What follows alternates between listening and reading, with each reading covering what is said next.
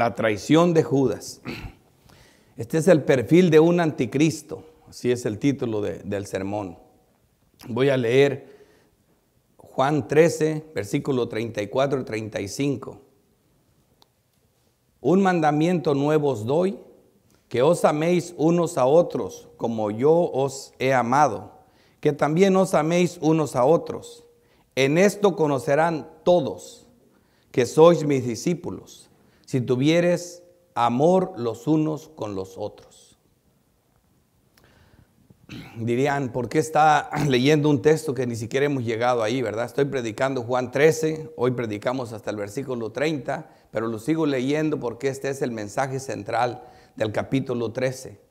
Estamos predicando el último sermón de Cristo antes de morir, en la noche después de la cena. Estos acontecimientos comienzan antes de la cena, en la cena, y el sermón después de Judas es después de la cena. Judas se va y después comienza el sermón que concluye en el capítulo 16 y finalmente lo aplica en una oración sacerdotal en el 17. Así que por eso traigo este texto. Mira, para yo poder presentar esto y que lo entiendan, tenemos que entender lo que es un estudio en círculos concéntricos. Primero, el tema principal del libro de Juan. ¿Cuál es el tema principal? Juan 20, 30, 31. Hizo Jesús muchas señales en presencia de sus discípulos, las cuales no están escritas en este libro, pero estas se han escrito para que creáis que Jesús es el Cristo, el Mesías, el Hijo de Dios, y para que creyendo tengáis vida en su nombre, para que tengas vida eterna. Ese es el tema que cubre el libro del Evangelio de Juan. Pero luego, llegando a este sermón especial, hay un propósito especial, que conozcamos esa vida eterna. Y eso está en Juan 17:3. Y esta es la vida eterna, de la que vengo hablando todos estos capítulos, que te conozcan a ti, al único Dios verdadero y a Jesucristo a quien es enviado. Conocimiento de Cristo es la cosa más grande, que te conozcan, porque no podemos amar lo que no conocemos. Y la prueba de que somos verdaderos creyentes incluye esta doctrina esencial para la salvación, amor al hermano. Así que en el círculo más amplio que estamos viendo aquí es lo que vimos en Juan 20, ¿verdad? Estamos viendo la vida eterna, ¿verdad? Para que creamos en Cristo y obtengamos la vida eterna. El otro círculo significa ¿qué es la vida eterna? Que te conozcan, conocimiento. Y el círculo que sigue, el tercer círculo sería el amor a los hermanos. Y eso es lo que estamos hablando hoy en el capítulo 13. Amor a los hermanos. ¿Y de qué manera, hermanos? ¿De qué manera? Porque yo sé que cuando hablamos del amor a los hermanos, siempre tenemos muchas interrogativas, muchas objeciones al tema. Es que, Señor, tú no sabes lo que son los hermanos. Tú no sabes lo que son los hermanos. Entonces el Señor nos va a decir, ¿tú crees que no lo sé? Mira a Judas y mira a Pedro. Y eso es lo que va a poner, la traición y la negación. En medio está el amor a los hermanos. Por eso Jesús nos está enseñando este tema. Vemos nosotros también aquí como que la epístola de Juan, como una prueba doctrinal de que somos los creyentes verdaderos, que es la prueba de que somos verdaderos creyentes. Hay una prueba para probarlo y siempre está eso, la prueba doctrinal, la prueba moral y la prueba social. Y lo explica bien primera de Juan 5:13. Estas cosas os he escrito a vosotros, que creáis en el nombre del Hijo de Dios, para que sepáis que tenéis vida eterna. El propósito del evangelio, de la epístola del apóstol Juan es para que sepas que tienes vida eterna. Es tan importante. ¿Quién no quiere estar seguro? Porque de eso se está tratando el tema, del que no está seguro. Fíjate dónde está Judas Iscariote, ¿verdad? Entonces es bien importante que sepáis, si no eres un Judas, para que sepas que tienes vida eterna. Y en esta situación, la epístola pone tres cosas que son esenciales. Tres pruebas. La prueba doctrinal, que conozcamos a Cristo. La prueba, como vemos aquí, moral, el obedecer a Dios. Y la prueba social, que es el amor a los hermanos. En este texto están las tres pruebas que habla la primera epístola de Juan. de quién es un verdadero cristiano. Primera de Juan 5:2. Es increíble cómo la palabra de Dios es tan hermosa. Dice, en esto conocemos que amamos a los hijos de Dios. ¿Qué vemos aquí? Prueba social, amor a los hermanos, ¿verdad? ¿Cómo practicamos este amor de Dios? Amor a los hermanos. Dice, cuando amamos a Dios, prueba doctrinal, conocer a Dios y a Jesucristo, que te conozcan a ti y a Jesucristo. Y guardamos sus mandamientos, prueba moral, amar su ley, obedecer su ley. ¿Cuáles mandamientos? En ese sentido, los mandamientos parece que terminamos siendo con dos cosas, reducemos aquí. ¿Cuáles mandamientos? ¿De qué mandamiento habla? Primera de Juan 2:7. Hermanos, no os escribo mandamiento nuevo, sino el mandamiento antiguo que habéis tenido desde el principio. Este es el mandamiento antiguo, es la palabra que habéis oído desde el principio. ¿Y a qué nos estamos refiriendo aquí? A la ley de Dios. Ese es el mandamiento. ¿Y por qué dice que es nuevo? Bueno, por la definición que le está dando. Al mandamiento es antiguo, es el mismo, la ley, los 10 mandamientos, esa es la esencia de Dios. Pero ¿por qué dice que es nuevo? Luego dice, pero que realmente no es nuevo, es el mismo, pero es nuevo. Es nuevo, ¿por qué? Porque Él te da la definición, Él cumplió la ley, Él nos enseña cuál es la esencia de esa ley. Versículo 8 dice, sin embargo, os escribo un mandamiento nuevo, que es verdadero en Él y en vosotros. Y aquí vemos la transgresión de la ley. El que dice que está en luz y aborrece a su hermano está todavía en tinieblas. Ese no cumple la ley. El que no ama al hermano está en tinieblas, no cumple la ley. ¿Y cómo se cumple la ley? El que ama a su hermano permanece en la luz y en él no hay tropiezo. Ahí se cumple la ley. Esa es la obediencia. Por eso la importancia del tema, el amor a los hermanos, que estamos viendo aquí. Y primera de Juan 3:9 dice, todo aquel que es nacido de Dios no practica el pecado, porque la simiente de Dios permanece en él. Esa es la cosa más grande que tenemos. La simiente de Dios en nosotros es justicia de Cristo en nosotros. Dice, y no puede pecar porque es nacido de Dios. Solamente de esa manera podemos vencer la ley, obedecer la ley, perdón. En esto se manifiestan los hijos de Dios y los hijos del diablo. Estamos viendo cómo identificar a un traidor, ¿verdad? ¿Cómo sabemos que hay alguien que es un Judas? En esto se manifiestan los hijos de Dios y los hijos del diablo. Solo hay dos clases de personas en el mundo, no hay más. Todo aquel que no hace justicia y que no ama a su hermano no es de Dios. ¿Ves la importancia del amor a los hermanos? Hacer justicia es obediencia, a cumplir la ley. Pero ¿cuál es el cumplimiento de la ley? El amor a los hermanos. Ya no estamos reduciendo a una sola cosa. Amor a los hermanos. Dice, ese no es de Dios. Dice, porque este es el mensaje que habéis oído desde el principio. ¿Cuál es?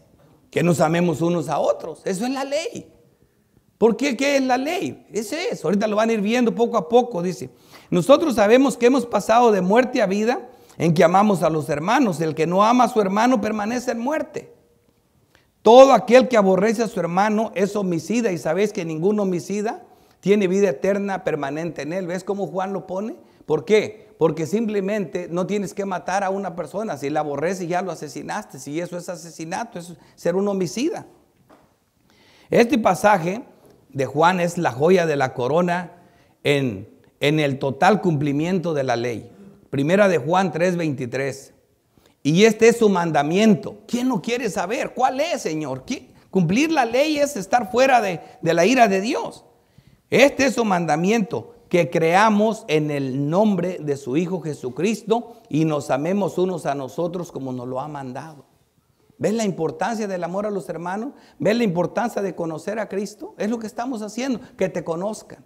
Amor a los hermanos. Y esta es la confirmación que comprueba que la respuesta es la correcta.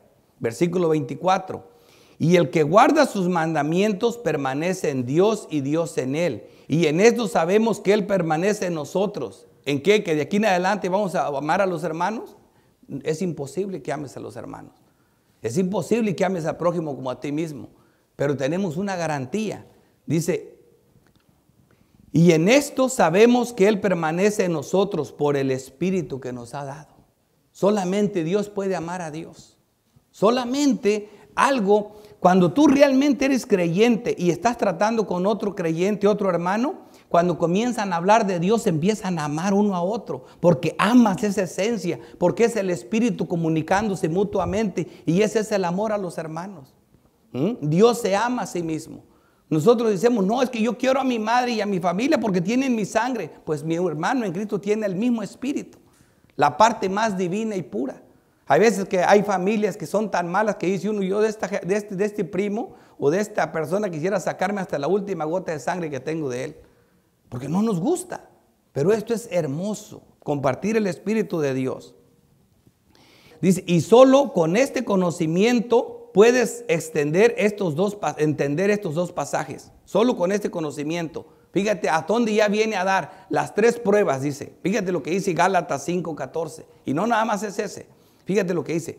Porque toda la ley en esta sola palabra se cumple. En una palabra, mira la teología de Pablo. En una sola palabra se cumple. Amarás a tu prójimo como a ti mismo. Y te voy a decir una cosa, el prójimo no es tu hermano. El prójimo es todas las personas que están cerca de ti. Ese es el prójimo. Amarás a tu prójimo como a ti mismo. Con esa sola palabra se cumple la ley. ¿Sabes por qué? Porque eso es imposible. Eso es imposible. Que tú ames al prójimo. Y amar al prójimo no estás hablando a alguien que te hizo el bien. No, no estás hablando a nadie de eso. Ya sabemos quién es el prójimo. Jesucristo lo ilustra perfectamente. No era pasó un sacerdote, no, este no es sacerdote, que ahí se quede. Pasó un levita, no, este no es levita, que ahí se quede. Pasó un samaritano. ¿Me entiende? Un samaritano. O sea, tienes que amar a una persona que es aborrecible, que ni siquiera la conoce, sea quien sea. Eso es lo que está diciendo el texto. Es imposible.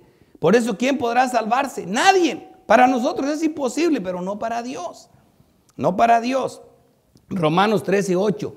No debáis a nadie nada, sino el amaros unos a otros, porque el que ama al prójimo ha cumplido la ley. No es un versículo ahí aislado. Romanos 13:9. Porque no adulteráis, no mataráis, no hurtaráis, no darás falso testimonio, no codiciarás, y cualquier otro mandamiento en esta sentencia se resume: amarás a tu prójimo como a ti mismo. Ahí se cumple toda la ley. Esa es la obediencia. La ley es lo más grande que hay. Y ese es el resumen. Ese es el resumen. ¿Por qué? Y de este amor al prójimo es que le voy a hablar hoy. Porque Judas era un prójimo y Pedro era un hermano. Es lo que quiero que sepan. Judas no era un hermano de Cristo. Judas era un prójimo. Y Pedro era un hermano. Esto es lo más grande que hay que explicar en estas cosas. Jesucristo está aquí en medio. Tiene una traición, enfrenta una traición de un prójimo y enfrenta una negación de un hermano en Cristo. Son muy diferentes. Judas nunca fue hermano de Cristo. Nunca lo fue. Así que esto es el resumen para que vean en dónde estoy sentando este sermón. Es la primera vez que hago un resumen completamente bíblico de esta manera. El bosquejo. La traición de Judas profetizada del 18-19. Jesús se conmueve en espíritu 20-21. El traidor descubierto 22-27. Y la sutileza del espíritu anticristiano del 28 al 30. Que Dios me ayude. Comencemos. La traición de Judas profetizada. Juan 13-18.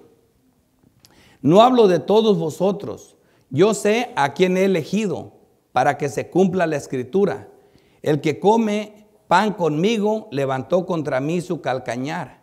Desde ahora os lo digo antes que suceda, para que cuando suceda creáis que yo soy. O sea, esto es importante. Lo primero que estamos viendo aquí es que Jesús nos enseña en este texto es que esto no toma a Cristo por sorpresa. Él sabía y estaba profetizado, todo. Aparte estamos viendo el conocimiento de antemano que Jesucristo tiene de todas las cosas. Eso, sin embargo, no cambia la responsabilidad humana que tenía Judas como una persona. Pero Cristo sabía todo esto, tenía conocimiento. Y eso lo podemos ver porque en este mismo texto nos habla que cuando se trataba de preparar la Pascua, como lo vamos a ver aquí en este texto, Mateo 26-24 dice: a la verdad el Hijo del Hombre va, según está escrito de él. Mas hay de aquel hombre por quien el Hijo del Hombre es entregado. Bueno le fuera a ese hombre no haber nacido. O sea, eso iba a pasar. Jesús ya lo sabía. Pero fíjate lo que dice de Judas. Sin embargo, eso no dice, pues entonces Judas no tenía otra cosa más que hacer. Porque ya Dios sabía que eso iba a pasar. Ahí está esa doctrina maravillosa que conocemos bien nosotros en la iglesia reformada. La soberanía de Dios y la responsabilidad de la mano van juntas. La responsabilidad humana van juntas. Siempre hay que pensar en eso.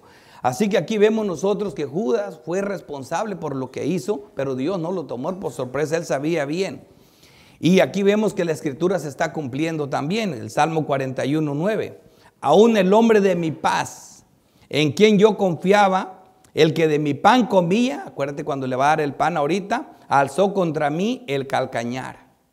O sea, todo lo sabía el Señor. Sin embargo, eso no cambia la situación de Judas. Juan 6:70.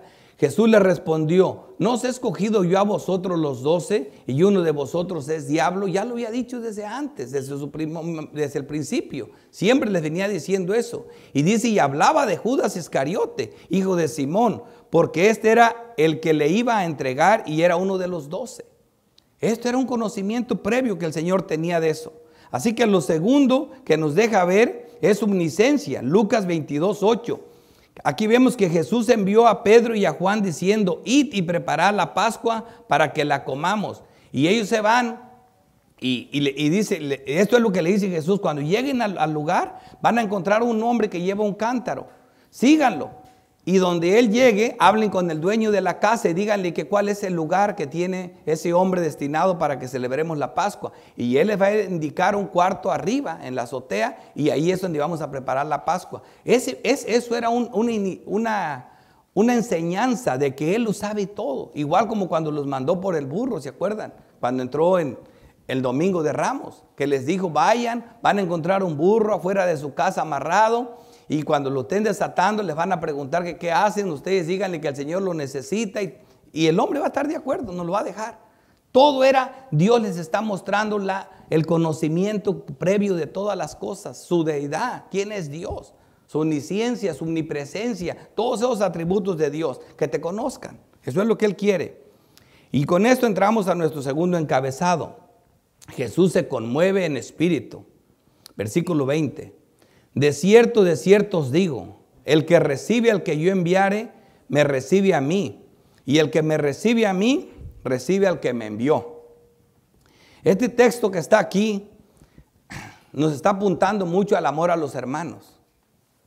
El que dé un vaso de agua a este pequeño que cree en mí, a mí me lo da. ¿Verdad? O sea, los hermanos en Dios, cualquier cosa que haces a un hermano, a un verdadero creyente, es como si le hicieras a Dios. Si le haces un bien, se lo haces a Cristo. Si le haces un mal, se lo haces a Cristo. El que desecha a un hermano, desecha a Cristo. Lucas 10:16. El que a vosotros oye, a mí me oye. Y el que a vosotros desecha, a mí me desecha. Y el que me desecha a mí, desecha al que me envió. Eso se va a dar hasta Dios. Hasta Dios Padre va a dar eso. Es la importancia de entender esto del amor a los hermanos. ¿Ven que ese es el tema principal? Aquí va este versículo. ¿Qué está haciendo este versículo ahí recordándonos? ¿A dónde apunta esto? Primera de Tesalonicenses 4:8. Así que el que desecha esto no desecha a hombre, hablando de la predicación de los apóstoles, sino a Dios que también nos dio su Espíritu Santo. Pero acerca del amor fraternal no tenéis necesidad de que os escriba, porque vosotros mismos habéis aprendido de Dios que os améis los unos a los otros. A eso vamos, al amor de los hermanos. Desechar a un hermano, desechar la enseñanza de un hombre de Dios que es fiel en las Escrituras, es desechar a Dios mismo. ¿Por qué? Porque no está predicando su propia palabra. Versículo 21. Habiendo dicho Jesús esto, se conmovió en espíritu y declaró y dijo, de cierto os digo, que uno de vosotros me va a entregar. Para mejor ilustrar este conmover de Cristo, les voy a llevar a la maqueta de las ilustraciones, la Biblia. Porque dice, ¿quieres ver realmente la escena recreada de este gran conmoverse en el espíritu? Veamos este texto que está en 2 Samuel 18:32. Es un texto muy conocido de nosotros. Voy a contextualizar. Normalmente cuando un profeta de Dios iba a dar palabra de Dios, de alguna manera Dios lo hacía que pasara, que en su vida, que le ocurrieran ciertos acontecimientos que lo metieran más al tema. A veces a uno que predica la palabra de Dios con frecuencia le ocurre que si uno va a predicar de un sermón que tiene que ver con la escasez de dinero, con cómo llevar esas cosas, justamente pasa uno esas crisis. A veces habla de la sequía espiritual y uno pasa por esas crisis. O sea, como que Dios de alguna manera te deja que vivas en ti mismo, en tu misma persona, lo que vas a predicar para que seas más entusiasta en lo que estás haciendo, para que sientas el dolor, para que sientas lo que estás hablando. Y aquí, antes de que David pronunciara estas palabras en este salmo, lo deja que en su vida ocurra un acontecimiento para que cuando esas palabras las pronunciara le salieran del alma.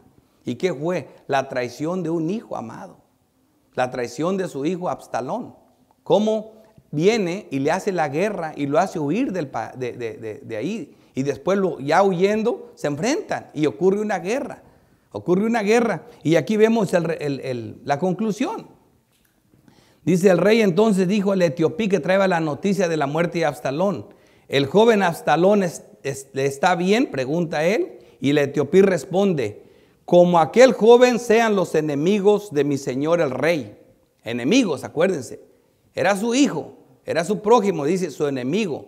Y todos los que se levanten contra ti para mal. Entonces el rey se turbó, se conmovió. Y subió a la sala de la puerta y lloró. Y lloró, y yendo decía así: hijo mío Absalón, hijo mío Absalón, ¿quién me diera que muriera yo en lugar de ti? Absalón, hijo mío. Era un llanto. ¿Ves? David le ocurrió esta experiencia. Ese niño que tuvo en sus brazos varias veces, sentado en sus piernas, ese niño con el que adoraron en la casa de Dios, ese niño con el que compartía sus secretos, ¿tú te imaginas? Era el traidor que lo estaba persiguiendo, que lo echó de su casa, que se acostó con sus mujeres. Él sabía lo doloroso que es que uno de los tuyos te traicione. Él sabía, y por eso cuando viene este salmo, aquí puedes entender el conmoverse de Cristo en el Espíritu. Esto es lo que Cristo estaba sintiendo. Este es el conmoverse, esta es la ilustración perfecta. ¿Cómo podemos explicar el conmoverse de Cristo? Salmo 55, 12. Porque no me afrentó un enemigo, lo cual habría soportado.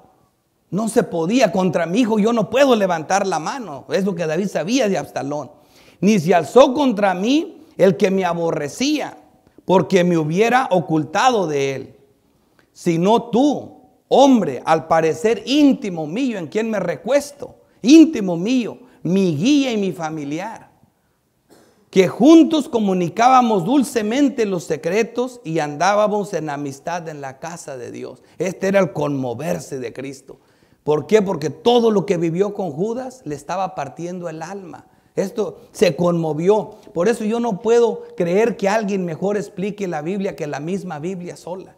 ¿Cómo yo les hablo de este dolor si no las mismas escrituras nos hablan de este dolor? Esto es lo que estaba pasando en el corazón de Cristo. Cuando dice aquí en el pasaje, bien clarito que se conmovió, dice: habiendo dicho Jesús esto, se conmovió en espíritu y declaró y dijo: de cierto os digo que uno de vosotros me va a entregar a muerte.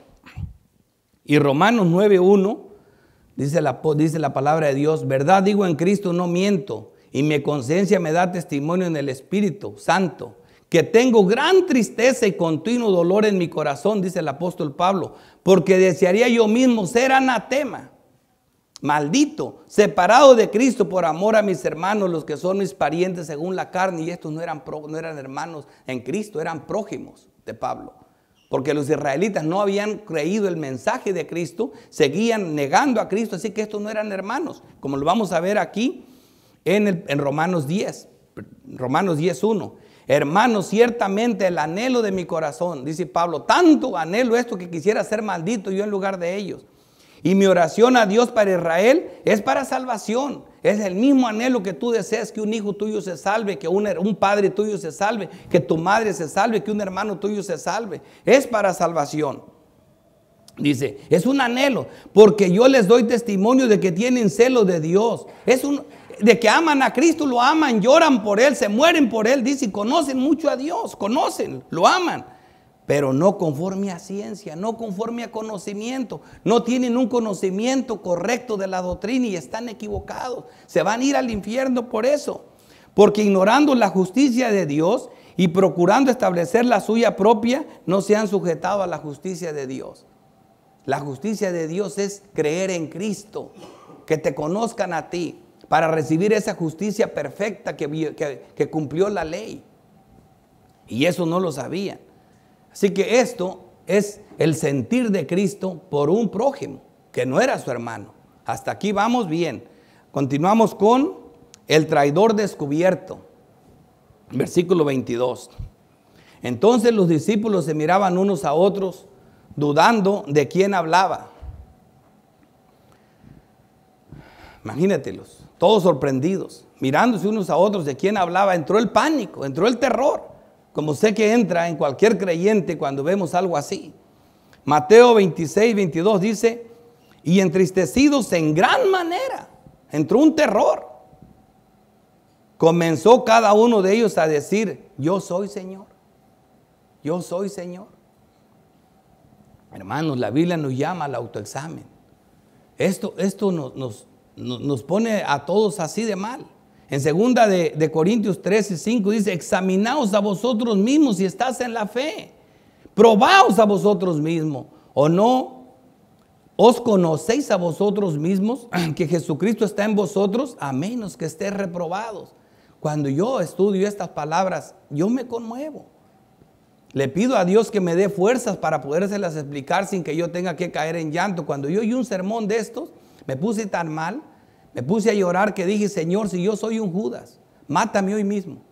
Hoy quítame la vida. Y lo dije en serio. Y le hablé al pastor para decirle, mira, si mañana no estoy vivo es porque el Señor me llevó hoy. Porque eso es terrible. Ser un Judas. No está en nosotros, está en Dios. Y eso da tristeza. La Biblia nos llama al autoexamen. Eso hay que examinarnos a nosotros mismos. Y uno de los discípulos, el cual Jesús amaba, estaba recostado al lado de Jesús.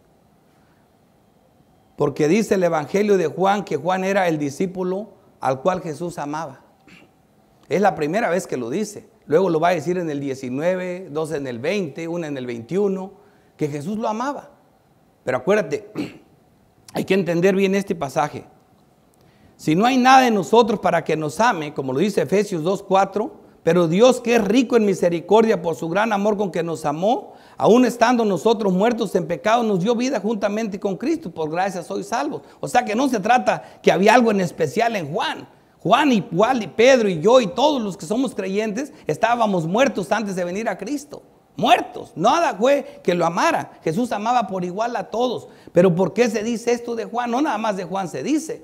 Vemos nosotros que dice Jesús amaba a Marta. Amaba a Marta y a María, a Lázaro. ¿Qué dice de Lázaro? Señor, el que amas está enfermo. Las personas, eso es lo que yo quiero explicarles. La respuesta, al que más conoce a Jesús, más puede ver su amor. Su amor siempre está ahí. Pero la falta de conocimiento y pecado no nos permite verlo, como lo vio el apóstol Juan, el cual lo entendió mejor y pudo ver más su amor. Más su amor. Primera de Juan 1:3. Voy a traer unos textos para que vean que el conocerlo fue lo que le permitió tener un conocimiento más grande, un amor más grande acerca de él. Primera de Juan 1:3. Lo que hemos visto y oído, eso os anunciamos. Dice el apóstol Juan, comenzando la epístola, para que también vosotros tengáis comunión con nosotros, lo que vimos y oído. Y nuestra comunión verdadera es con el Padre y con el Hijo Jesucristo. Esto, fíjate, cómo nos conecta con Dios. Estas cosas os escribimos para que vuestro gozo sea cumplido. Aquí está el gozo, aquí está el verdadero gozo, en conocerlo a Él. En primera de Juan 3:1 dice, mirad cuál amor nos ha dado el Padre para que seamos llamados hijos de Dios. Esto es entender esto. ¿Cuál amor nos ha dado el Padre para que seamos llamados hijos de Dios? Y primera de Juan 4:15 dice, todo aquel que confiesa que Jesús es el Hijo de Dios permanece en Él y Él en Dios. Aquí está la unidad.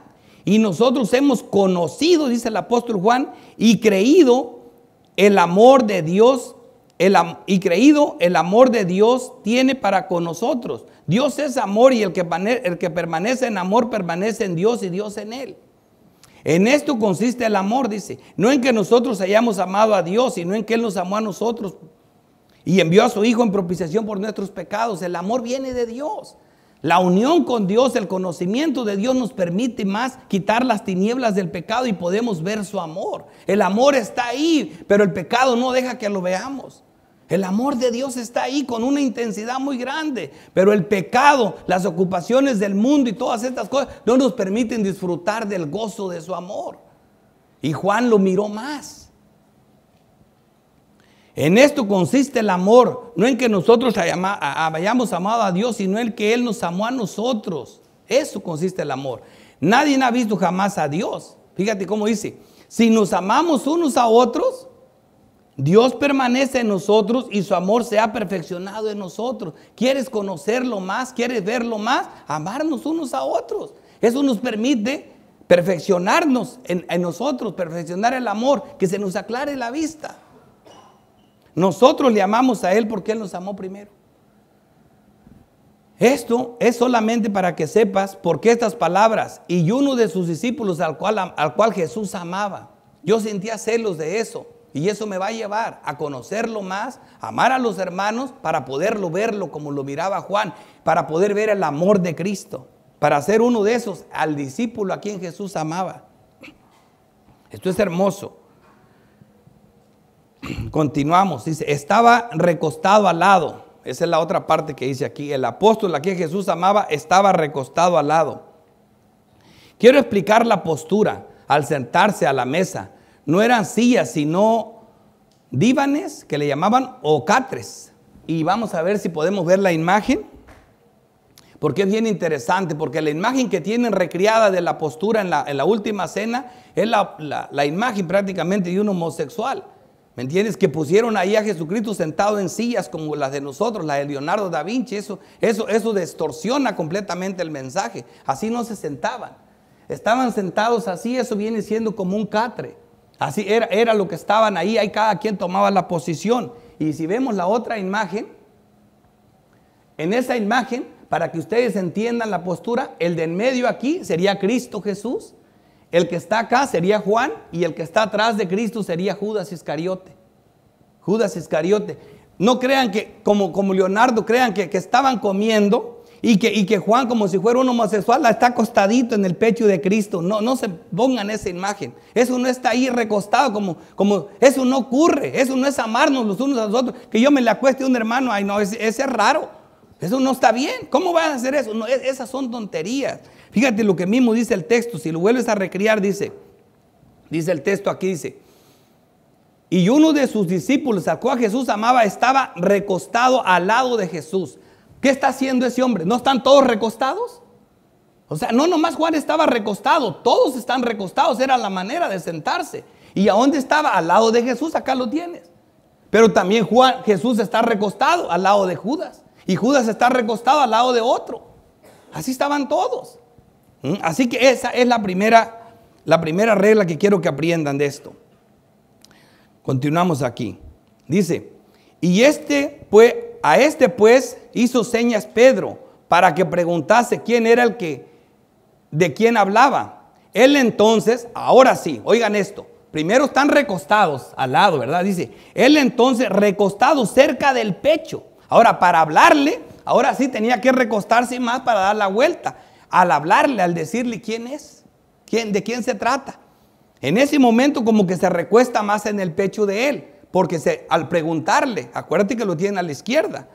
Dice, él entonces recostándose cerca del pecho de Jesús, le dijo, Señor, ¿quién es? Se recostó para hacerle una pregunta. Lo mismo pasó cuando Cristo le hace una pregunta a Judas, como que se recuesta en el pecho de Judas. Pero esto quiere decir también la confianza que el apóstol Juan tenía en Cristo, en la posición donde se sentaba. Él se recostaba en su Señor. Él confiaba que él podía dejarse libre y que caían los brazos de Cristo, cualquier cosa. Pero ¿sabes dónde se sentó Cristo? en los brazos de Judas, en el hombro de Judas. Yo me reclino en Judas, yo confío en ti, Judas, en el que yo confiaba, con el que compartíamos los secretos. Yo me recuesto en ti. Está intentando de que Judas se arrepienta hasta el último instante. Por eso no revela el nombre de una vez por todas. Por eso no lo ha revelado completamente. Le intenta que se arrepienta. Por eso le llamo aquí el penúltimo llamado a Judas al arrepentimiento. Versículo 26. Respondió Jesús: a quien yo diera el pan mojado, aquel es.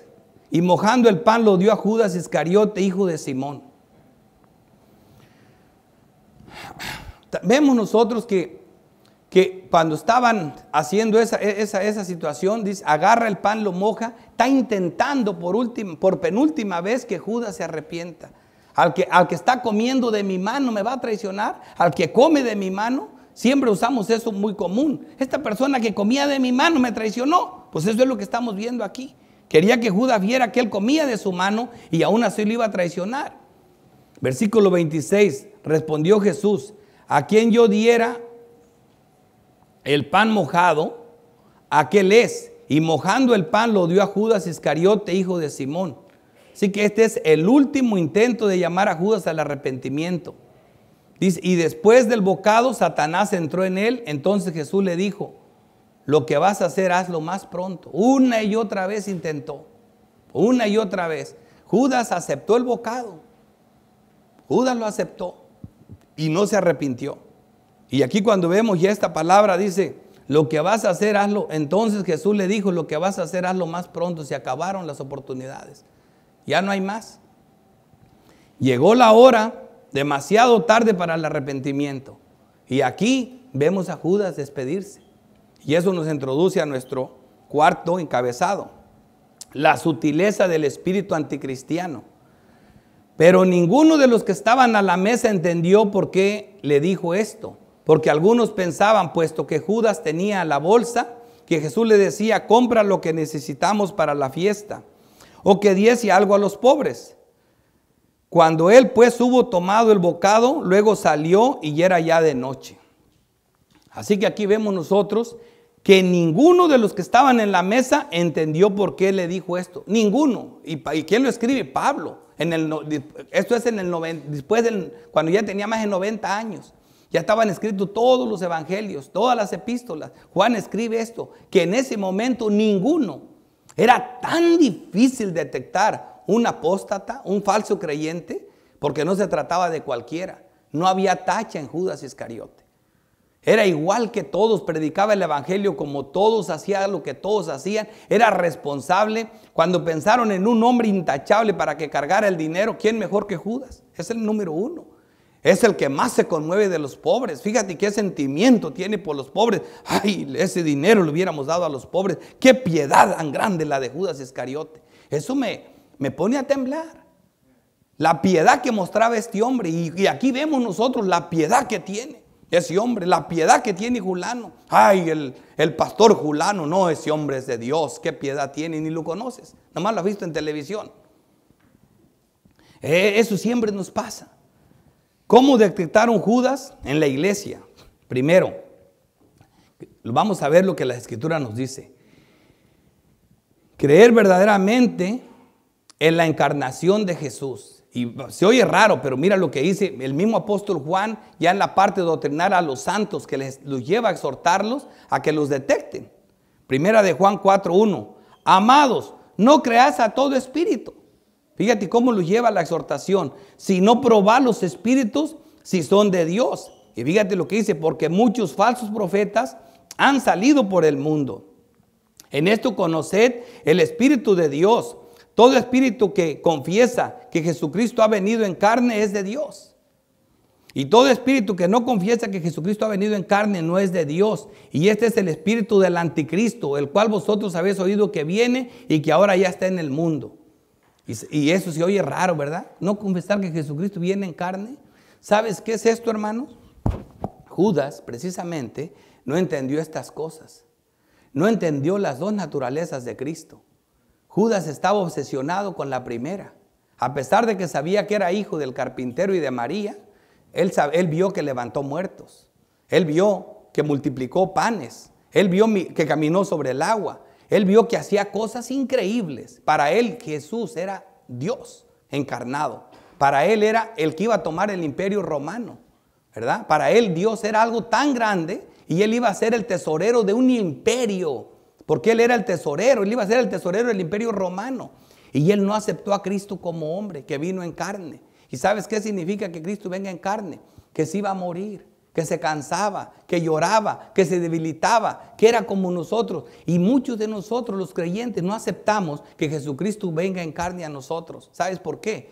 Porque no podemos entender, Señor, si yo soy cristiano, ¿por qué no puedo pagar estos biles? Si yo soy cristiano, ¿por qué me enfermo? ¿Por qué el que amas está enfermo? Si yo estoy cristiano, ¿por qué no soy diferente a los demás? ¿Por qué? ¿Por qué soy como cualquiera? No, yo quisiera ser alguien que la gente vea que yo soy un verdadero creyente, pero soy como cualquier otro.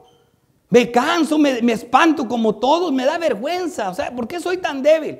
En esta debilidad quiso Dios que estuviéramos, hermano. Pero por otro lado, hay otra cosa. Segunda prueba de un perfil anticristiano. Negar a Cristo como Mesías y la unidad de Cristo con el Padre. Primera de Juan 2:18. Hijitos, ya es el último tiempo y según vosotros oísteis que el anticristo viene. Así ahora han surgido muchos anticristos. Por esto conocemos que es el último tiempo. Salieron de nosotros, apariencia de piedad, pero no eran de nosotros, porque si hubiesen sido de nosotros, habrían permanecido con nosotros. Pero salieron para que se manifestase que no todos son de nosotros. ¿Quién es el mentiroso? Versículo 22. Sino el que niega que Jesús es el Cristo. Este es el anticristo, el que niega al Padre y al Hijo. ¿A cuál de las características del anticristo se perfila mejor Judas? ¿Verdad? Eso vamos a ver ahorita. Pero aquí estamos viendo que es negar al Padre, negar al Hijo, negar que Jesucristo es el Cristo, el Mesías. ¿Sabes qué significa? El Rey soberano, el Rey eterno, el que va a reinar para siempre. Que Jesucristo es igual que Dios, negar su deidad, su poder. Esas dos cosas tienen que estar en nuestra fe. Por un lado somos débiles, sí, pero también sabemos que somos eternos, que tenemos una salvación tan grande, que Cristo está preparando morada para nosotros en los cielos. Sabemos nosotros que aunque estamos sufriendo en este mundo, somos los hombres más afortunados de este planeta. Somos santos, somos hijos de Dios. Eso es creer que Jesucristo vino como el Mesías, como el Cristo que tiene poder. Ambas cosas están en nosotros. Creer esas cosas significa eso, creerlas de verdad. Judas no las pudo creer de esa manera. Él solo aceptó a Cristo como el Mesías. Reina ya sobre nosotros. Ya toma el control, hasta el emperador de Roma. Pero nunca lo aceptó que viniera en carne. Y por eso lo desilusionó y por eso lo entregó. Si tú no crees en este Cristo de las Escrituras, te vas a desilusionar también Cristo un día. Hay que tomarlo como lo dice la Biblia. Tercera prueba.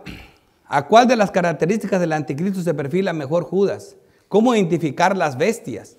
La imitación como rey. Vamos a ver, porque cuando dicen que es un anticristo, mucha gente tiene problemas con esto. Porque el anticristo realmente se trataba de un rey, de la cabeza de un imperio. Que eso también es verdad. Pero lo vamos a identificar con estos pasajes. Dice, Apocalipsis 13:2. Y la bestia que viera semejante a un leopardo, y sus pies como de oso, y su boca como boca de león, y el dragón le dio, el dragón, Satanás, la serpiente antigua llamada el diablo, le dio su poder y su trono y gran autoridad. El poder del anticristo viene de Dios. Y aquí vemos identificadas estas bestias. Dios le da la explicación a Daniel y le dice bien clarito de qué se trata. En Daniel 7, versículo 17 dice, estas 4 grandes bestias son 4 reyes que se levantarán en la tierra. Así que todos los estudiosos del libro de Apocalipsis saben que el anticristo es representado por cabezas de imperios, por reyes, ¿verdad? Este texto ilustra mejor esto. Vemos que en Apocalipsis 16:13, que es el texto que nos habla de una Trinidad impía, también imitando a la Trinidad Santa, habla así, dice, y vi salir de la boca del dragón, la serpiente antigua llamada el diablo. ¿Cómo imita eso? De ahí también Satanás es un espíritu, ¿verdad? Dice, vi salir de la boca del dragón y de la boca de la bestia y de la boca del falso profeta 3 espíritus inmundos a maneras de ranas.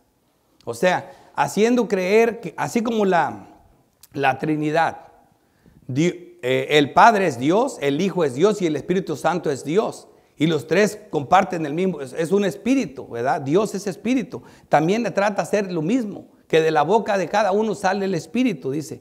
Pues son espíritus de demonios que hacen señales y van a los reyes de la tierra en todo el mundo para reunirlos a la batalla de aquel gran día. O sea, son espíritus de demonios que van a los reyes. Esos mismos van a los profetas.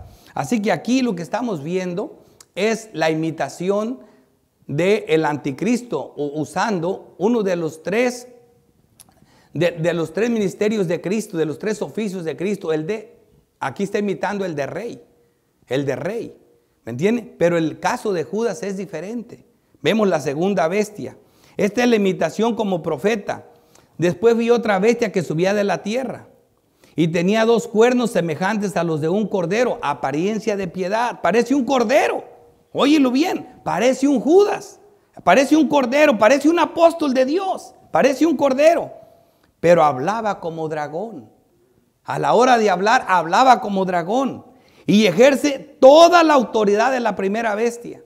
¿Ves? ¿Para quién quiere trabajar Judas? Para el imperio romano. ¿Me entienden? Él solo le interesa el imperio romano y ejerce toda la autoridad de la primera bestia. Este anticristo solo quiere trabajar para el imperio romano. Dice, para la primera bestia, dice, y en presencia de ella, y hace que la tierra y los moradores de ella adoren a la primera bestia. Eso es lo que hacen los falsos creyentes. Los falsos profetas están predicando el evangelio a que la gente ame al mundo y las cosas del mundo, no a Dios. Eso es una característica de un falso profeta. Y esto era lo que Judas tenía. Judas era un falso profeta que solo estaba buscando los intereses personales. Estaba llevando a la gente a adorar a la bestia. Lo mismo explica el evangelio Mateo 24, 5. Porque vendrán muchos en mi nombre diciendo yo soy el Cristo y a muchos se engañarán. No vienen en nombre del diablo, vienen en nombre de Cristo. Y muchos falsos profetas se levantarán y engañarán a muchos. Dice, entonces si alguno os dijere, mira, aquí está el Cristo, óiganlo bien, el Cristo. O mira, allí está, no lo creas, porque se levantarán falsos cristos, así como falsos apóstoles y falsos profetas, óiganlo bien. Y harán grandes señales y prodigios de tal manera que engañarán, si fuera posible, aún hasta los elegidos. ¿Y qué estamos viendo aquí? Todos los apóstoles fueron engañados por Judas. Nadie creía que Judas era el traidor. Ellos mismos los engañó. Vemos la parte doctrinal de este texto de los falsos creyentes. Primera de Juan 2:19. Salieron de nosotros, Judas salió de ellos. Salieron de nosotros, pero no eran de nosotros. Porque si hubiesen sido de nosotros, habrían permanecido con nosotros. Pero salieron para que se manifestase que no todos son de nosotros. Ahí está el perfil de Judas Iscariote. Un anticristo. Segunda de Corintios 11:13. Porque estos son falsos apóstoles, obreros fraudulentos que se disfrazan como apóstoles de Cristo. Y no os maravilléis porque el mismo Satanás se disfraza como ángel de luz. Esta es la forma que Satanás ha atacado. Cuando oigan hablar del anticristo, olvídense de ese personaje que cría Hollywood o los falsos profetas. ¿Sabes qué significa anticristo? Quita ese nombre. Es un Cristo que no es Cristo. El Cristo falso. El Cristo de la prosperidad. El Cristo que está ahí para servirte a ti. Ese es un anticristo. O sea, que digan que es el hijo de María, que ese es un anticristo. Si no es el Cristo de las Escrituras, es un anticristo. Eso es un anticristo. Y vemos aquí, tercera bestia. Parodea a Cristo como sacerdote. La de la prosperidad. Fíjate esto. Hebreos 4:15. Porque no tenemos un sumo sacerdote que no pueda compadecerse de nuestras debilidades, sino uno que fue tentado en todo, según nuestra semejanza, pero sin pecado. Acerquémonos pues con confianza al trono de la gracia para alcanzar misericordia y hallar gracia para el oportuno socorro. ¿Qué hacía un sacerdote? Interceder por el pueblo. Cuando no llovía, íbamos con el sacerdote para que intercediera y ya llovía. Recibíamos bienes por él. La gente estaba acostumbrada a ir al sumo sacerdote, a los sacerdotes para recibir bienes. Hebreos 5:1, porque todo sumo sacerdote tomado de entre los hombres es constituido a favor de los hombres en lo que a Dios se refiere. ¿Ves? Es el intercedor, intercede.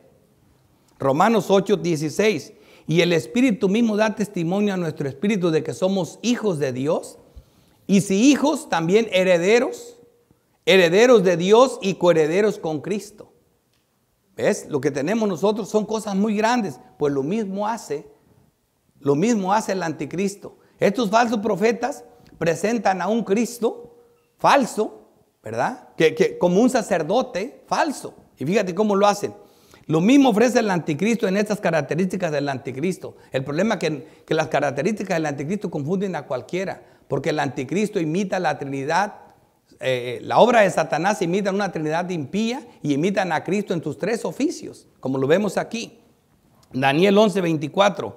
Estando la provincia en paz, características del anticristo, y en abundancia, entrará y hará lo que no hicieron sus padres, ni los padres de sus padres, botín, despojos, riqueza repartirá a sus soldados. Esas son las iglesias que andan buscando en la bienestar. Problemas de dinero, véngase para acá. Acá vamos a orar por ustedes.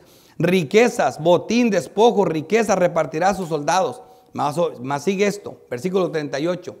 Más honrará en lugar al Dios de las fortalezas, a otro Dios que, con minúscula, que sus padres no conocieron. ¿Ven? Cristos falsos, que sus padres no conocieron. Lo honrará ¿cómo? Lo honrará con oro y plata y con piedras preciosas y con cosas de gran precio.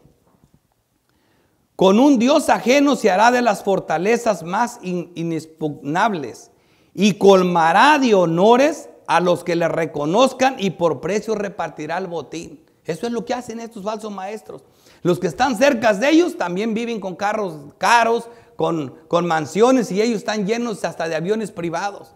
Son falsos creyentes, son anticristos. Y fíjate cómo lo dice Lucas 4:5. Jesucristo mismo fue tentado por uno de ellos. Y le llevó el diablo a un alto monte, que es el anticristo, no es más que el espíritu de Satanás, obrando de tres formas diferentes, como lo vimos ahí. Y lo llevó el diablo a un alto monte. Y aquí, no lo voy a explicar, pero aquí lo hizo en forma de un ángel. Era un ángel el que le estaba hablando a Cristo. Pero Cristo por la oferta sabía que era el diablo, pero era un ángel. Estaba entre los ángeles y las fieras le servían, dice Marcos acerca de este mismo tema. Dice, y lo llevó el diablo a un alto monte y le mostró en un momento todos los reinos de la tierra. Y fíjate lo que le dice. Y le dijo el diablo, a ti te daré toda esta potestad y la gloria de ellos, porque a mí me ha sido entregada y a quien quiera yo la doy. Si tú postrado me adorares, todo será tuyo. Ahí está. Eso es lo que están ofreciendo y las iglesias están a reventar de llenas, buscando estos dones del falso Cristo. Estos son los verdaderos falsos creyentes, y esto es lo peligroso de la falsa doctrina. Como resumen, Primera de Juan 3:23. Este es su mandamiento, que creamos en el nombre de su Hijo Jesucristo y nos amemos unos a otros como nos ha amado. Este es el propósito, que creamos en Jesucristo, en este Dios, que no nos dejemos engañar por el espíritu anticristiano que está por todas partes atacando en los tres frentes. Un mandamiento que es imposible para nosotros cumplir nosotros mismos. ¿Cómo podemos amar a los hermanos como a nosotros mismos? Pero no para Dios, que nos da su Santo Espíritu. Versículo 24. Y el que guarda sus mandamientos permanece en Dios y Dios en él. Y en esto sabemos que él permanece en nosotros. ¿Por qué? Por el Espíritu que nos ha dado. Bendito Dios. Bendito Dios, porque nadie es tan listo como para zafarse de esto. Si no fuera por amor a los escogidos, nadie se salvaría. Nadie se salvaría. Una sola aplicación que explicará mejor este texto. Gálatas 5:14. No quiero que se me confundan en esto. Dice, porque toda la ley en esta sola palabra se cumple. Amarás a tu prójimo como a ti mismo. Y les digo esto porque el prójimo no es tu hermano en Cristo. El prójimo no es tu hermano en Cristo. Son las personas que trabajas cerca de ellos. Son las personas con las que hablas con ellos. Llámese papá, mamá, hermano, amigo. Llámese quien sea que no sea creyente. Es tu prójimo. Judas era un prójimo porque no era un creyente verdadero. El amor a los hermanos va, pero no se puede amar a un hermano si no tenemos el amor de Dios en nosotros primero. Así que amar al prójimo, fíjate cómo Dios ve al prójimo. ¿Me entiendes? Fíjate, porque todos hasta aquí decimos, ay, Jesucristo, cómo amó a Judas. Cómo quiso Jesús a Judas. Y quisiéramos ser como Cristo, que de verdad amemos a Judas. Le lavó los pies, le buscó, le dio amor. Sí, lo quiso. Pero ¿sabes qué? Siempre lo vio como un enemigo. Vas a oír el Espíritu de Cristo hablando acerca de la traición de Judas, acerca de lo que le deparaba el destino a Judas, como ya lo dijo Mateo, más le hubiera no haber nacido. No quiero ser yo. Porque luego hay quienes dicen, amen al prójimo de verdad, hermano, de verdad, ama al homosexual, ama a la lesbiana, ámalo de verdad. ¿Sí? ¿Eso es lo que dice esto? Vas a ver esto. Ámalo haciéndole el bien. Ámalo, como dice la palabra de Dios, pero es tu enemigo. Y fíjate lo que Jesucristo dijo de Judas. Salmo 109. Este es el Espíritu de Cristo. Oh Dios de mi alabanza, no calles. Porque boca de impío y boca de engañador se ha abierto contra mí. Han hablado de mí con lengua mentirosa. Con palabras de odio me han rodeado y pelearon contra mí sin causa. Fíjate lo que dice. En pago de mi amor me han sido adversarios, mas yo oraba. Es todo lo que hacía, es todo lo que tenemos que hacer nosotros. Yo oraba. Oye, síguele. Me devuelven mal por bien y odio por amor. Pon sobre él al impío y Satanás esté a su diestra. Cuando fuere juzgado, salga culpable y sus oraciones sean para pecado. Sean sus días pocos, tome otro oficio. Que alguien crea que este no es Judas, tendría que decir que Pedro no estaba hablando del mismo Judas en primera de Pedro. Este es Judas. Jesucristo está hablando de Judas. Sean sus días pocos, tome otro oficio. Sean sus hijos huérfanos y sus mujeres viudas. Fíjate lo que está diciendo.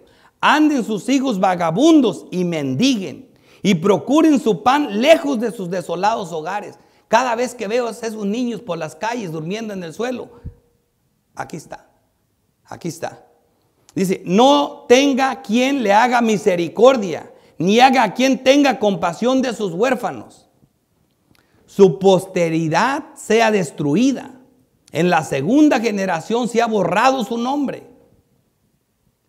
Venga en memoria ante Jehová la maldad de sus padres y el pecado de su madre no se ha borrado. Oigan esto, esté siempre delante de Jehová y el corto de la tierra su memoria, y el corte de la tierra su memoria, por cuanto no se acordó de hacer misericordia, aunque te rogaba Judas, te intentaba todos los días, y persiguió al hombre afligido, como era Cristo. Hoy me van a matar, Judas, y esto me estás haciendo.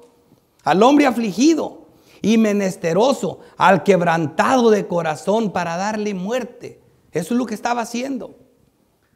Amó la maldición y ésta le sobrevino y no quiso la bendición y ella se alejó de él. Lo que vas a hacer, hazlo más pronto.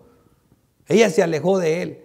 Se vistió de maldición como de su vestido y entró como agua en sus entrañas. Se le reventaron las vísceras y como aceite en sus huesos. Séale como vestido con que se cubra y en lugar de cinto con que se ciña siempre. Sea este el pago de parte de Jehová a los que calumnian y a los que hablan mal contra mi alma. Esto es lo que Cristo le profetizó a Judas Iscariote. Y por estas pasó Judas Iscariote. Ese es el prójimo. Sí lo amó, sí lo amó. Pero fíjate cómo dice la doctrina. Bueno le fuera a ese hombre no haber nacido. Míralo cómo lo explica Pablo doctrinalmente. No pagues a nadie mal por mal. Fue lo que Jesucristo hizo con Judas. No le pagó mal por mal. Procura lo bueno delante de todos los hombres. Eso es lo que es amar al prójimo. Si es posible, en cuanto dependa de vosotros, estad en paz con todos los hombres. Porque a veces que no se puede. Porque cuando predicas el evangelio ya se te enojan. No os vengáis vosotros, no os venguéis vosotros mismos, amados, sino da lugar a la ira de Dios. Aquí la estás viendo, la ira de Dios, la acabas de oír. Todo lo que viene para estos hombres, déjalo a Él, da lugar a Dios. Porque escrito está, mía es la venganza, yo pagaré, dice Jehová. Y es Jehová el que le puso este pago a Judas Iscariote. Así que si tu enemigo, esto es lo que nos toca a nosotros, tuviere hambre, dale de comer. ¿Qué dice? Tu enemigo. Judas era enemigo de Cristo, dale de comer. Y se lo dio en la boca, dale de comer. Si tu enemigo tuviera hambre, dale de comer. Si tuviere sed, dale de beber. Pues haciendo esto, ascuas, estás peleando, le estás aventando un cañón de fuego, amontonará sobre su cabeza.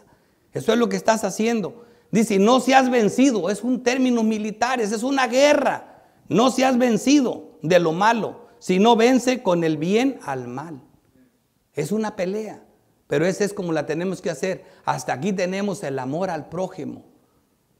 El amor al prójimo, pero es tu enemigo. Pero hazle el bien. Hazle el bien, predícale el evangelio, hazle el bien. Pero no me vengas como otros que los tienen como íntimos. ¿Sí me entiendes? ¿Cómo puedes tú tener por íntimos a mundanos? Gente que ni siquiera habla de tu Dios. Gente que no tiene nada que ver con Dios. Ahí es donde te gozas, ahí es donde te alegras. Ahí se te va la vida. ¿Y te llamas creyente? Mira lo que está pasando. Mira la desgracia que vino sobre Judas Iscariote. Ve cómo Dios puso esto. Esto es terrible. Esto es terrible. Y esto es lo que pasó con Judas, con el prójimo. Nunca se arrepintió. Un malvado que solamente estaba buscando sus propios intereses y no los de Dios. Esto es lo que vimos aquí, hermanos. Que Dios nos ayude. Oremos. Padre Dios Todopoderoso, Creador del cielo y de la tierra. Oh Dios mío, ¿quién es suficiente para estas cosas? Cuán débiles somos, oh Padre Santos, y faltos de conocimiento para expresar todas tus grandezas. Te pido perdón por mis pecados, por mis faltas, por mi falta de conocimiento y de sabiduría. Te ruego, Señor, que tú en tu gracia y en tu amor y en tu misericordia uses este mensaje para hacer reflexionar a los creyentes o a los que se dicen creyentes. Haznos pensar a todos. Haz que cuidemos esta salvación con temor y temblor. Haz que no nos llenemos de orgullo. Haz que no nos llenemos de soberbia. Que no nos llenemos de arrogancia. Y que nos gocemos en esta salvación. Pero que estemos seguros en ti. Seguros de esta salvación. Ayúdanos, oh Padre, que tu Espíritu nos guíe en todo. Te lo pedimos en Cristo Jesús. Amén.